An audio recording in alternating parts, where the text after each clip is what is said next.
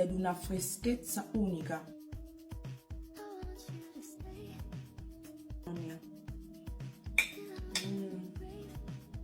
Buono. Quindi andiamo a preparare questa cheesecake allo yogurt. Andiamo. Adesso è il momento di tritare i nostri biscotti. Se avete un bottolo da cucina che trita i biscotti, benissimo.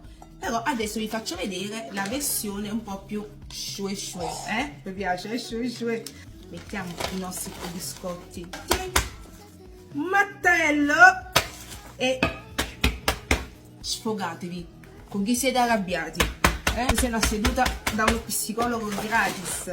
Chi è stato? Il datore di lavoro, vostro marito, vostra moglie? Chi è stata a farvi arrabbiare? Sfogati. Ho versato il burro fuso nei biscotti sbriciolati finemente. Mescolo fino a rendere il composto omogeneo, deve risultare così, vedete? Verso all'interno di una tortiera foderata con la base usando carta forno. Con l'aiuto di un cucchiaio o con le mani vado a creare la base e rendere tutto compatto e metto in frigorifero. Qua abbiamo l'acqua fredda e andiamo a metterci la gelatina, quindi lo lasciamo in ammollo per circa 10 minuti.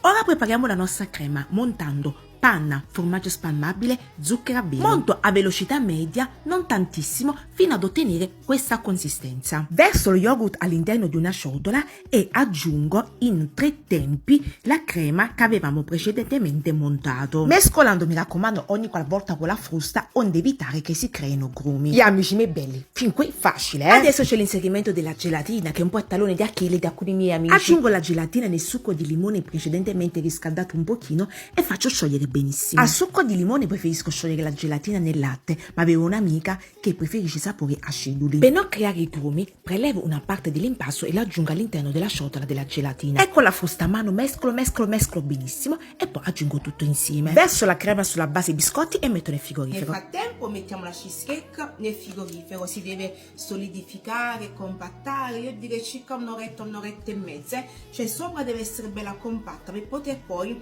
stendere sopra la nostra composta. In una pentola metto le fragole tagliate come volete voi, aggiungo lo zucchero, amido e un poco di succo di limone. Mescolo e cuocio sul fuoco a fiamma dolce fino ad ottenere più o meno questa consistenza. Questa volta la composta l'ho voluto tenere un po' più compatta, ma se vi piace un po' più morbida, amici miei belli, diminuite un pochino il quantitativo di amido. Aggiungo un pizzico di sale, credetemi farà la differenza, e poi aggiungo le fragole tagliate a pezzetti piccoli. Così nel mangiare otterremo varie consistenze, no? Amici miei belli, ma ci state ancora? Comunque ya abbiamo quasi finito, Quando la composta si è ben raffreddata e la base cheesecake si è compattata, andiamo a versarlo sopra. Mi raccomando, fatela compattare bene in frigorifero, Lo so che siete dei golosoni, ma ad aspettare. E poi dopo potete godere di questa meraviglia. Credetemi, fatela, fidatevi di me, è buonissima. Ovviamente potete utilizzare qualsiasi tipo di frutta,